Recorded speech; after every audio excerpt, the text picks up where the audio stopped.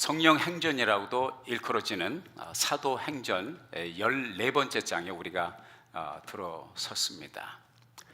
우리가 지난번까지 13장의 사도행전을 살펴보면서 정말 타이틀 그대로 사도들의 행한 사도행전일 뿐만 아니라 그 사도들의 역사의 중심 배후에는 항상 성령의 능력과 성령의 역사가 함께 하셨다는 것을 우리가 살펴보았습니다. 하나님께서, 우리 주님께서 사도행전 1장 8절에 기록한 대로 오직 너에게 성령이 임하시면 너희가 권능을 받고 예루살렘과 온 유대와 사마리아와 땅끝까지 이르러 내 증인이 되리라 말씀하신 사도행전 28장에 있는 전체 역사의 윤곽과 구도를 그려주는 핵심 구절인 사도행전 1장 8절의 말씀처럼 그렇게 이제 예루살렘에서 시작된 선교의 역사, 교회의 역사, 복음의 역사가 이제 예루살렘이라고 하는 울타리를 넘어서 온 유대 그리고 사마리아, 이제는 우리가 지난 13장에서 살펴본 대로 이제 수리아 안디옥 교회의 그 선교센터를 중심으로 해서 그 교회에서 이제 파송한 두 사람의 사도, 복음 전도자, 우리가 아는 대로 바울과 바나바가 이제 어떻게 땅끝까지 향하여 복음을 전하고 있는지 그 선교 여정을 우리가 살펴보았습니다. 오늘 14장 1절에서 이제 이고니온이라고 하는 곳에서 복음을 증거하는 역사가 나오는데요. 지금까지 그리고 오늘도 함께 살펴볼 역사지만은 이 바울과 바나바의 선교 역사에서 뚜렷하게 반복적으로 등장하는 패턴을 발견하게 됩니다. 그 첫째 패턴이 뭐냐면 그들은 가는 곳마다 새로운 낯선 곳에 가는 곳마다 바로 거기에서 회당을 찾았다는 것이에요. 그 회당을 이제 헬라어로 뭐라고 표현하냐면 시나고그라고 합니다. 시나고그 같이 한번 해봅시다. 시작. 시나고그. 시나고그라고는 이제 회당이라고 하는데 우리가 잘 아는 대로 예수님께서 이 지상에서 사역을 하실 때도 회당에 출입하시면서 말씀을 전하신, 그리고 회당장 얘기도 나오는 것을 우리가 신약성경에서 복음서에서 보게 되는데요. 이 회당은 그럼 도대체 어떤 곳이냐, 이 회당에 대해서 좀 우리가 이해를 하면 왜 바울과 바나바가 가는 곳마다 회당을 먼저 찾아 들어가는지를 우리가 이해를 하게 되죠. 이 회당은 우리식으로 말하면 이제 미국 사회에 우리 한인 사회가 있지 않습니까? 한인 이민단체들이 있습니다. 교회가 있고 상공회의소, 한인회관, 그리고 한국학교가 있습니다. 이 네 가지 기능이 우리 한국 Korean American 디아스포라들, 한국이라고 하는 울타리를 벗어나서 외국에 살고 있는 한국 사람들을 그 사회를 경영해 나가는 중요한 단체들이라고 할 수 있는데, 회당은 바로 뭐냐, 이 네 가지가 한 곳에 다 모였다 생각을 하면 됩니다. 그러니까 회당은 뭐냐, 교회입니다. 회당은 뭐 하는 곳이에요? 예배 드리는 곳입니다. 회당은 뭐 하는 거예요? 교육하는 곳입니다. 회당은 뭐 하는 곳입니까? 커뮤니티 센터의 역할입니다. 회당은 뭐예요? 유대인의 정신을 이어가는 그러한 교육센터라고 할 수가 있겠고요. 심지어는 이제 외부에서, 유대인이 아니라도 외부에서 왔는데 숙소를 찾지 못하는 사람들을 위해서 회당이 숙소까지 때로는 마련을 해주는, 회당 자체가 그런 기능을 감당했던 것입니다. 그러니까 바울과 바나바가 가는 곳마다 회당을 찾은 것이 무리가 아니고요. 또 한 가지는 회당은 어디든지 유대인이 남자 어른 10명만 있으면 회당을 세울 수가 있었습니다. 그러니까 쉽게 말하면 10가정이 있으면 어디든지 회당을 세울 수가 있었습니다. 팔레스타인, 특히 예루살렘에도 약 480개의 회당이 있었습니다. 무슨 뜻인지 아시겠죠? 예루살렘에 성전이 있었지만 성전에 모이는 것이 아니라 지역마다 요즘 말로 하면 교회처럼 많은 회당들이 있어서 거기서 그런 공동체, 예배 공동체, 교제 공동체, 사회 공동체, 유대인의 공동체 사역을 감당할 수가 있었던 것이죠. 그러니까 소위 말해서 유대인들이 유대 땅 예루살렘이나 팔레스타인에 살지 않냐고? 외국에 가서 사는 사람들. 그러니까 역사적으로 보면 고고학적인 자료에 의하면 가장 오래된 회당은 이집트에서 발견된 BC 3세기에 세워진 회당이라는 것이죠. 그 예수님 계시기 전부터 이미 외국에 유대인들이 흩어져서 사는 디아스포라들이, 유대인이면서 외국에서 사는 사람들, 디아스포라라고 하는데 같이 해볼까요? 디아스포라. 이 디아스포라들이 10명만 있으면 세우는 그 효당, 그 가운데 하나가 이집트에 세워졌다는 것이죠. 그러니까 바울과 바나바가 어디든지 가면 회당을 어렵지 않게 발견할 수 있었던 것입니다. 그러니까 이것은 선교 전략적으로 볼 때 매우 중요한 키포인트 역할을 한 것인데, 그러나 또 하나의 숨겨진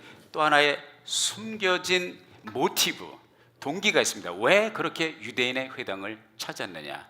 그 힌트를 우리가 같이 한번 살펴보기를 원하는데요. 로마서 9장 1절부터 3절까지 보면 그런 말씀이 기록되어 있습니다. 같이 한번 합독을 해볼까요? 시작. 내가 그리스도 안에서 참말을 하고 거짓말을 아니하노라. 내게 큰 근심이 있는 것과 마음에 그치지 않는 고통이 있는 것을 내 양심이 성령 안에서 나로 더불어 증거하노니, 나의 형제 곧 고륙의 친척을 위하여 내 자신이 저주를 받아 그리스도에게서 끊어질지라도 원하는 바로라. 사도 바울은 자기가 저주를 받아서 예수님에게서 끊어질지라도 무엇을 원하냐? 내 동족이, 내 친족이 구원받기를 원한다는 거예요. 로마서 10장 1절을 계속해서 볼까요? 시작. 형제들아, 내 마음에 원하는 바와 하나님께 구하는 바는 이스라엘을 위함이니 곧 저희로 구원을 얻게 함이라. 이것이 바로 사도 바울이 마음속에 동족을 향해서, 친족을 향해서 가졌던 마음입니다. 그러니까 명실공히 바울이나 바나바나 이방인들을 위한 사도로 파송을 받았지만요, 그 마음속 깊은 곳에는 자기 동족을 구원하고자 하는 그런 열망과 간절한 소원이 있었다는 것이죠. 여러분에게 여쭤봅시다. 여러분, 전도하라면 누구에게 제일 먼저 전도하고 싶습니까? 미국 사람입니까? 이란에서 온 사람입니까? 멕시코에서 온 형제들입니까? 스페인에서 온 사람들입니까? 중국에서 온 사람, 다 한국 사람에게 먼저 전도하고 싶은 것입니다. 조금 더 구체적으로 표현하면 한국 사람들 중에서 특별히 자기 일가, 친족, 자기 자녀, 자기 부모, 자기 형제들 가운데 예수를 믿지 않는 사람이 있다면 그게 항상 부담이 돼요. 저도 이미 여러분들에게 간증을 통해서 말씀드렸지만은, 제가 주를 위해서 헌신하고 이제 복음 전도자로, 목회자로 하나님께서 저를 부르셔서 신학을 했지만 늘 부담이, 설교학을 공부하던, 전도학을 공부하던, 신학을 공부하던, 교회 역사를 공부하던 늘 마음의 부담은요, 우리 아버지가 예수를 안 믿으셨거든요. 그래서 늘 이렇게 표현해 주셔서 늘 뒷골이 땡깁니다. 뭐냐면, 네 아버지도 구원 안 받았는데 네 아버지도 전도 못하면서 누구한테 전도를 하니, 그러한 마음의 부담이 말할 수 없었어요. 그래서 계속 그때부터 기도를 했죠. 정말로 많이 기도했습니다. 8년 동안 기도하는데 아버지가 돌아가실 때가 됐는데 그때까지도 안 믿더라고요. 전도를 하면 소리를 병력같이 지르시더라고요. 제가 마귀의 그 어둠의 역사가 있다는 것을 그때도 다시 한번 체험했습니다. 그렇게 기운이 없고 손가락 하나 못 움직이시는 분이 전도만 하려고 그러면 어디서 소리가 그렇게 큰 소리가 나온지 몰라요. 부흥 강사처럼 소리를 지르시더라고요. 이 마귀가 역사하는 거예요. 그러나 내 안에 계신 그리스도께서 세상에 있는 자보다 크시다고 사도 바울이, 내 안에 있는 자가 세상에 있는 자, greater is he that is in me than he that is in the world. 세상에 있는 자보다 크신 주께서 그분의 마음을 녹여주시고 움직여주셔서 돌아가시기 사흘 전에 예수를 믿었습니다.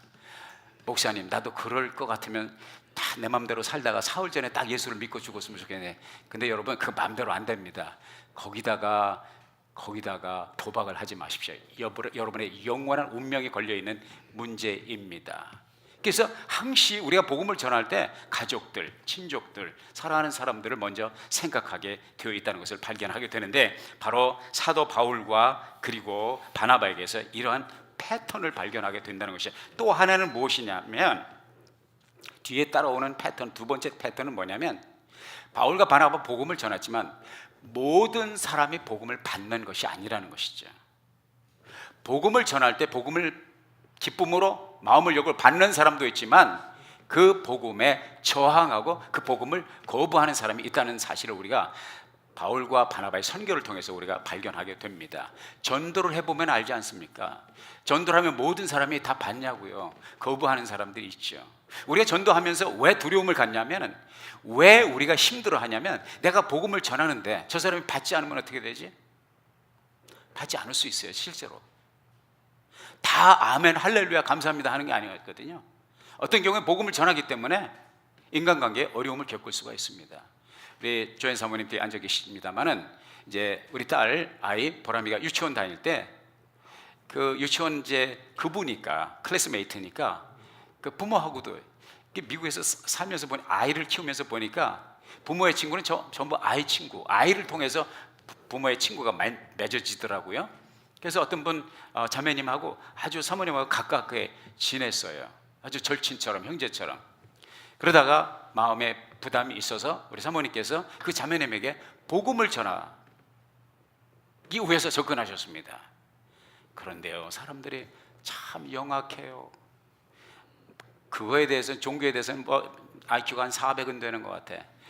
벌써 아주 조심해서 접근해서 복음에 대한 이야기를 딱 끄니까 벌써 빨간불이 딱 켜지더라고요.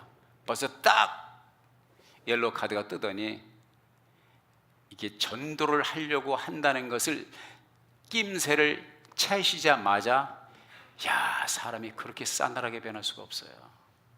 그렇게 싸늘하게 등을 돌릴 수가 없어요. 무엇입니까? 모든 사람이 우리가 복음을 전할 때 기쁨으로 복음을 받는 것이 아니라는 것이죠. 오늘 본문 말씀에도 있지만, 지금까지 13장에서 계속 구브로에서부터 시작해서, 구브로에서 바예수라고 하는 그 마술장이가 총독 서기오 바울이 예수를 믿으려고, 복음을 들으려고 할 때 그렇게 방해 공작을 하지 않습니까? 그리고 밤빌리에 와서 이제 비시디의 안디옥에서도 많은 사람들이 예수를 믿었다고요. 많은 사람들이 복음에 응답을 했어요. 그런데도 그 중에서 시기하고 질투하는 유대인들은 일어나가지고 바울과 바나바를 어떻게 해서든지 그 동네에서 몰아내려, 그래서 쫓겨나오다시피 거기서 발을 털고 나오게 되었죠. 이고니온에 들어가죠. 이고니온에서도 역시 동일한 현상을 보게 됩니다. 어느 정도까지 현상이 벌어지냐면, 얼마나 핍박을 하는지, 복음을 받아들이는 사람도 있지만 허다한 사람이 그 복음 앞에 무릎을 꿇고 마음을 열고 영접을 했는데 그 복음의 씨앗을 받아들였는데요, 또 이 공작하는 악한 영의 세력이 있어서 많은 사람들이 바울과 바나바를 공격하니까, 오늘 본문 말씀 6절에 보면 뭐라고 되어 있습니까? 저희가 알고 도망하여 루가오냐의 두 성 루스드라와 더베와 및 근방으로 가서 거기서 복음을 전했다고 하는 그런 말씀이 나오고 있습니다. 무슨 얘기입니까? 거기서도 핍박을 당했다는 것을 알게 되는 것입니다. 사랑하는 여러분, 복음을 전할 때 이것을 아십시오. 복음을 받을 수도 있지만 복음에 저항하고 복음을 거부할 수도 있다는 것. 그리고 복음을 전했는데 복음이 먹혀들지 않는다, 낙심하지 마십시오. 절망하지 마십시오. 그 복음을 전하다가 불이익을 당합니까? 할렐루야, 손뼉치며 하나님 앞에 영광 돌리기 바랍니다. 여러분이 주님 앞에 설 때 무엇을 가지고 상급을 받을 거예요? 여러분이 주님 앞에 설 때 심판대 앞에 어떻게 떳떳하게 설 거예요? 주를 위해서 불이익도 당해보고, 주를 위해서 서로 눈물도 떨고 보고, 주님을 위해서 손해도 봐야 되지 않겠습니까? 할렐루야. 예수 믿는 것 때문에 누구에게 험담을 듣는다든지, 예수 믿는 것 때문에 내가 무시를 당한다든지, 예수님을 믿는 것 때문에 내가 왕따를 당한다. 할렐루야. 예수님이 그러셨고 사도들이 그랬고 2000년 교회 역사 가운데 수많은 성도들이 주의 뜻대로 가고자 하는 올바른 삶을 경영하고자 하는 많은 성도들이 핍박과 어려움을 당했다는 사실을 기억하십시오. 이것이 믿음의 비밀입니다. 내가 예수님과의 관계를 맺어서 믿음의 비밀을 가져야 되는데, 믿음의 비밀은 무엇입니까? 그분만이 알고 나만 아는 내 안에 있는 서러움과 억울함과 아픔과 답답함이 있다는 것, 이것은 정말로 아름다운 보석과 같은 것입니다. 사도 바울이 갈라디아 교회에 편지를 쓰면서 그런 말을 했습니다. 마지막 장에서 갈라디아 교회는 어디냐면, 지금 비시디아, 안디옥, 또 뭐 밤빌리아 버가 쭉 나오지만은 루스드라 나오지만 여기가 다 지금 현재의 터키 지역이에요. 그리고 그 당시는 갈라디아 지방이라고 그랬어요. 행정적으로 구역을 시가 갈라디아 시가 아니라 갈라디아 지방 혹은 소아시아 지역이라고 표현되는 것이 바로 지금 복음의 역사가 전개되고 있는 소아시아 갈라디아 지방의 여러 도시를 다니면서 여러 성들을 다니면서 이제 복음을 전하고 있는데요. 뭐라고 말씀하고 있냐면 너희가 더 이상 나를 괴롭히지 말라 이렇게 이제 사도 바울이 말씀을 해주고 있습니다. 왜냐하면 내가 그리스도를 위하여 몸에 흔적을 가지고 있다고 하는 그런 말씀을 해주고 있습니다. 무슨 얘기냐면 바울이 복음을 전하다가 돌에도 맞고 매도 맞고 배를 타고 가다 파손도 하고 죽을 뻔한 경험을 한두 번 한 것이 아닙니다. 이게 다 갈라디아 지방에서 복음 증거 사역을 하다가 이런 어려움을 맞고 그러니까 다음 이제 그 7절까지 오늘 읽었습니다만은 20절까지 이제 말씀 보면 이제 8절부터 쭉 읽어가면 루스드라에서 복음을 전하는 장면이 나오는데 거기서 바울이 뭘 당하냐면 문매를 맞는데 뭘로 당하냐면 돌에 맞습니다. 돌에 맞아가지고 때려서 돌을 쳐서 죽었어요. 왜냐하면 돌로 치던 사람들이 바울이 죽었다 판단을 하고 그리고 성 밖으로 내쳤거든요. 그 몸에 매도 40의 감한 매를 3번 맞았대. 매를 맞다가 예수님이 맞으신 매가 그거거든요. 40대 때는 그 매 맞다가 죽는 사람이 많아요. 그 정도로 살점이 떨어져 나가고 뭐 뼈가 튀어나올 정도로 그렇게 매를 맞습니다. 사도 바울이 이런 매를 맞았거든요. 그러니까 내 몸에 흔적을 가지고 있다. 내 몸에 이런 상처가 있다. 그리스도를 위한 상처가 있다. 더 이상 나를 괴롭히지 말라. 갈라디아 교회에 편지를 쓰면서 이러한 부탁의 당부를 한 것을 보게 됩니다. 무슨 말입니까? 복음을 전할 때 복음이 먹힐 수도 있지만 복음의 거부 반응이 일어날 수 있다는 사실을 발견하게 됩니다. 그럼에도 불구하고 이게 마치 마태복음 13장 18절에 보면은 예수님께서 씨 뿌리는 비유를 말씀하시잖아요. 씨를 뿌릴 때 농부가 씨를 뿌릴 때 그 씨가 다 옥토에만 떨어지는 것이 아니다. 길가에도 떨어지고 돌짝밭에도 떨어지고 가시덤불 위에도 떨어지고 그리고 어떤 것은 옥토에 떨어진다. 무슨 말입니까? 우리가 복음을 전할 때 모든 사람이 옥토와 같이 마음의 문을 열고 받아들이는 것이 아니라는 거예요. 길가와 같은 길가는 뭐 사람들이 계속 밟고 다니니까 흙이 어떻게 되겠어요? 단단하죠. 콘크리트처럼 단단하죠. 거기 씨가 들어갑니까? 안 들어가죠. 우리가 복음을 전하다 보면 소위 말해서 우리 한국 사람들이 자주 쓰이는 표현대로 씨알도 안 막힌다.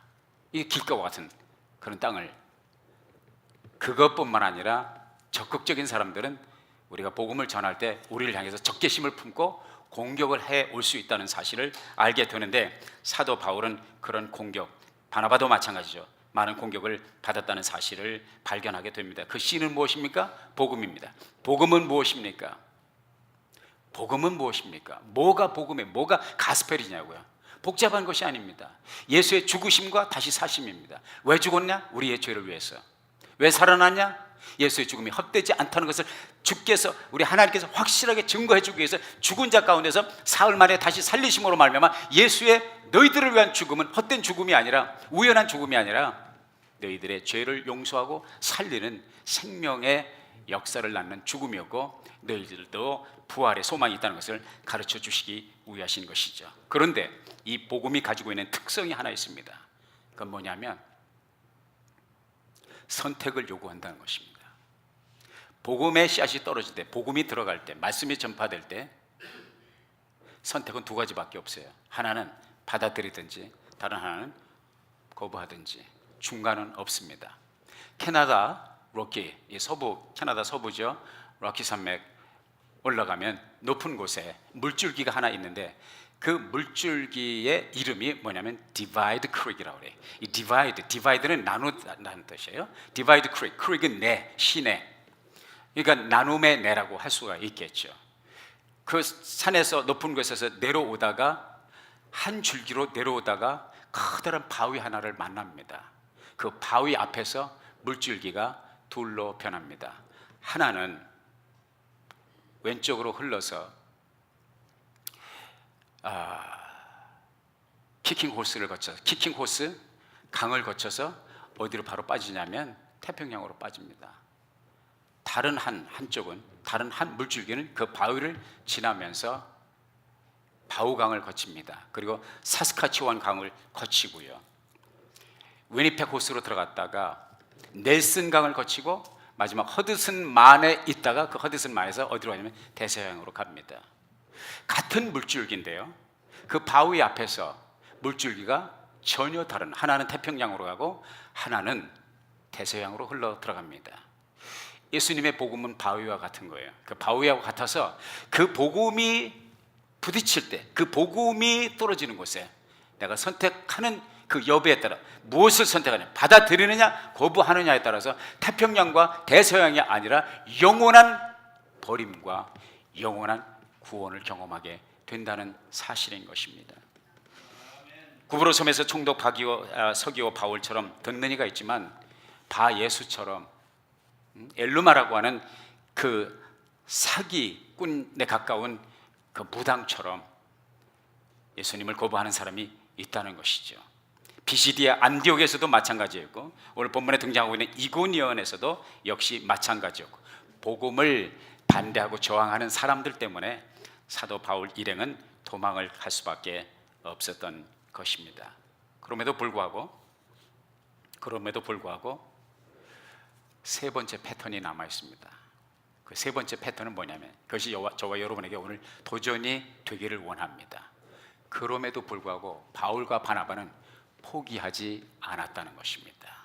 마치 오뚜기처럼 10번을 넘어지면 10번을 다시 일어나고 10번을 박해를 받아도 다시 11번 도전해 가는, 그래서 오늘 말씀에 그렇게 말씀하고 있지 않습니까? 저희가 알고 도망가기까지 했는데 도망가서 예루살렘으로 돌아가냐? 아니에요. 다시 다음 장소로 가서 복음을 전했다고 하는 것입니다. 사랑하는 여러분, 여러분에게 드리는 도전의 말씀이 이것입니다. 우리가 신앙생활 할 때에 주를 위해서 헌신할 때 어려움에 봉착할 수가 있어요. 도망가고 싶을 때가 있습니다.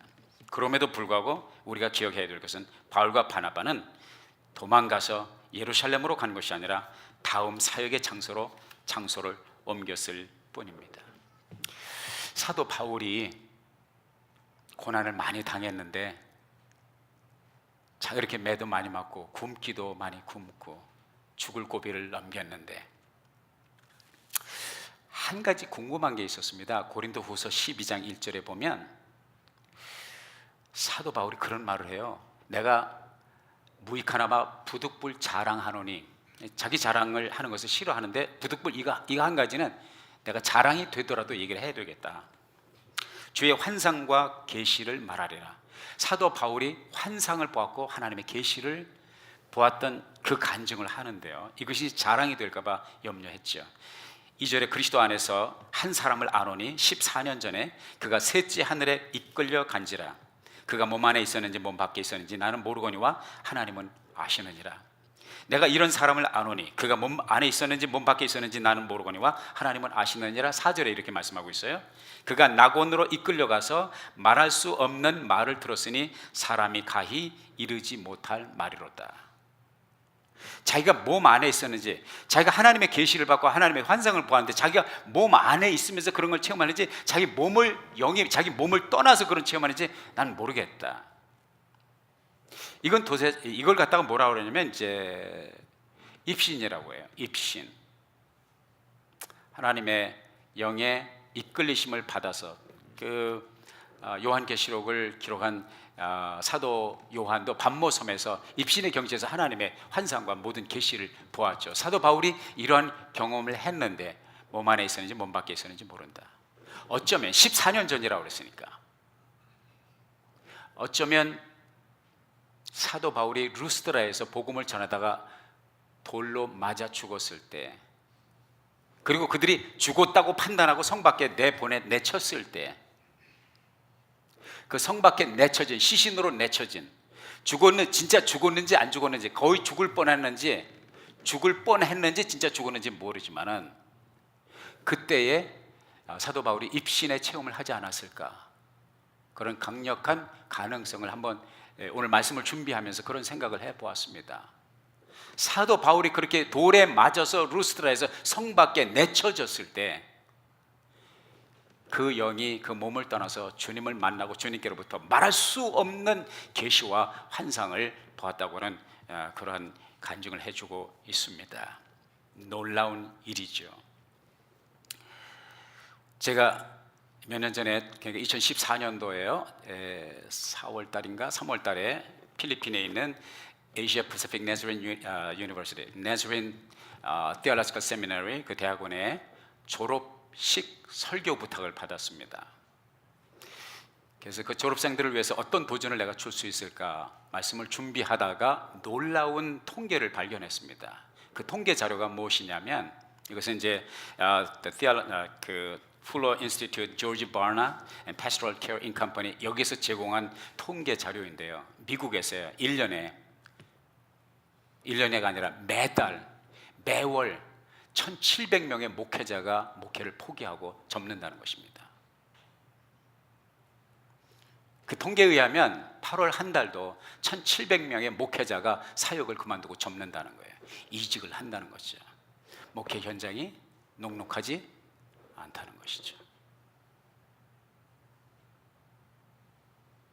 또 한 가지 놀라운 것은 그 통계에서 얘기해 준 것이, 신학을 하고 목사 안수를 받고 사역에 들어선 사람이 사역자로, 어떠한 형태든지 사역자로 은퇴를 하는 사람은 10명에 1명꼴이라는 거예요. 10명이 목사로 출범했는데 나중에는 목사로 은퇴를 못한다는 거예요. 다 중간에 포기한다는 거예요. 제가 그때 결심한 것이 있습니다.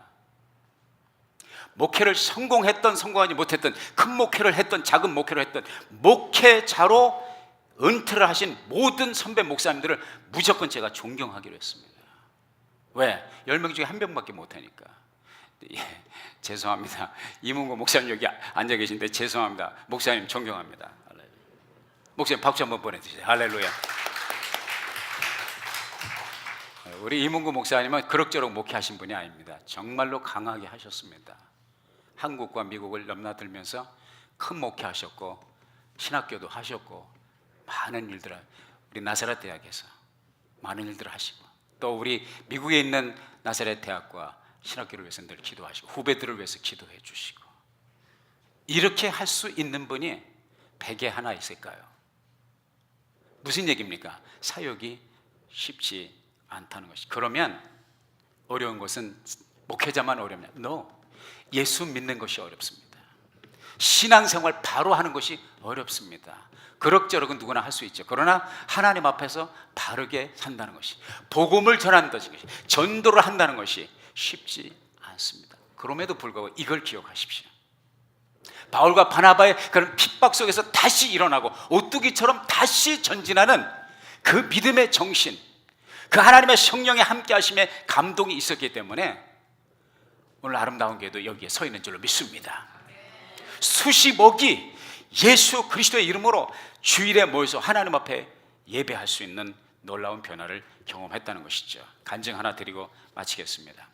황해도 신천에 있는 장계교회에 오명신 집사님이라는 분이 계셨습니다.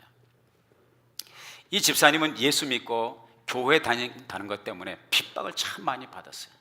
핍박을 먼 데 있는 사람부터 받은 것이 아니라 가족으로부터 받았는데 남편에게 핍박을 받았습니다. 예수 믿는다는 것 때문에 매를 많이 맞았습니다. 예수 믿는다는 것 때문에 욕을 많이 먹었습니다. 예수 믿는다는 것 때문에 성경과 찬송이 불태워진 적이 한두 번이 아닙니다. 그럼에도 불구하고 이 오집사님은 포기하지 않았습니다. 정말로 남편의 영혼 구령을 위해서 끊임없이 기도하고 눈물로 하나님 앞에 기도했습니다. 하루는 남편이 만취가 된 상태, 술에 취해서 거나하게 취해서 집으로 돌아왔는데 마나님이 없네. 그분 편에 마누라가 없네. 어디로 가졌지? 요즘 뭐 부흥회 한다는 소식이 있던데 부흥회 갔구나. 이 마누라를 그냥 놔두나 봐. 그리고 단걸음에 그 교회를 갔습니다. 술은 거나하게 취했죠. 그 당시 뭐 황해도니까 그 당시 뭐 요즘 같은 전기불이 있었겠습니까? 어두침침한 호롱불이었겠죠.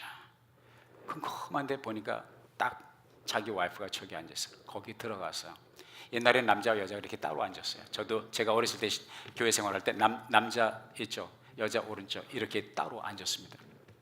가가지고 자기 마누라를 두말 할 것도 없이 머리채를 딱 잡고서 밖으로 끌고 나왔습니다. 난리. 끌고 나와서 밖에 나오자마자 두들겨 팼습니다. 비명 지르고 여자가 실신했습니다. 실신했는데 이렇게 이제 누워 있으니까, 하늘을 쳐다보고 누워 있으니까 괘씸한 노기가 풀리지 않은 그 마음으로 마누라를 쳐다보는데 웬걸 이게 마누라가 아니야. 면장님 마나님의 면장님 사모님이었어. 면장님 사모님이 그 교회 다녔거든. 얼굴이 이제 하얗게 질리는 거죠. 술이고 뭐고 이제 다 정신 나는 거죠. 무릎을 꿇고 삭삭 핍니다. 사모님 죄송합니다. 사모님 죄송합니다. 살려주십시오. 한 번만 용서해요. 그때 면장님 사모님이, 이 집사님이 일어나서 하는 말이,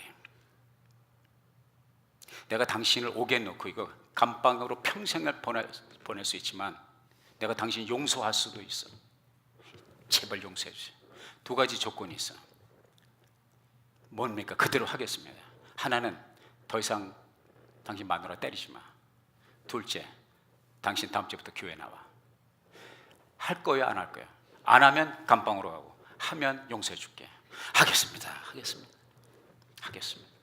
그래서 그 다음 주부터 교회를 나오기 시작을 했어요. 변화되고 놀라운 거듭나는 삶을 살게 되었습니다. 무슨 말입니까? 포기하지 않고 끝까지 가면 하나님의 역사가 나타납니다. 할렐루야.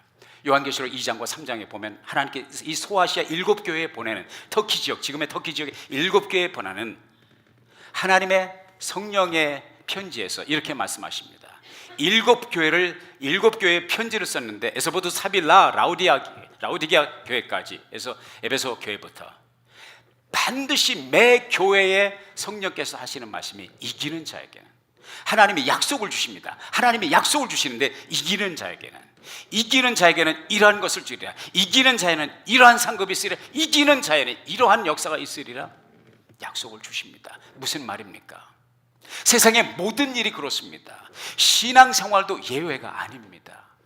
이기는 자에게 결과가 있습니다. 이기는 자에게 열매가 있습니다. 이기는 자가 후일을 웃습니다. 이기는 자에게 장래가 있습니다. 무엇을 하든지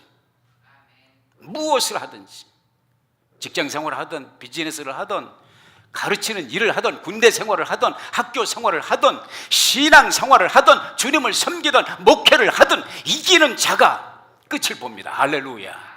이기는 여러분 되시길 예수의 이름으로 축원합니다. 시험이 와도 핍박이 와도 이기는 여러분 되시길 주의 이름으로 축원합니다. 그리하여 주님께서 약속하신 이 엄청난 약속이 맨날 남의 입에서만 간증거리로 나오는 것인데, 이 말씀에 약속하신 하나님의 약속이 내 삶 속에서 그대로 나타나고 그대로 증거되고 그대로 살아있는, 우리 하나님의 말씀은 살아있고 하나님의 성령이 역사하신다는 것을 증거하는 우리 오명신 집사님처럼, 바울과 사도처럼 미래가 있고 끝이 있고 좋은 열매가 있는 여러분의 삶이 되기를 예수의 이름으로 축원합니다. 기도하겠습니다. 주님, 주신 말씀대로 우리의 육비하로 새기며 순종하여 살게 하여 주옵소서. 예수님의 이름으로 기도했습니다. 아멘. 우리 다 같이 자리에서 일어나셔서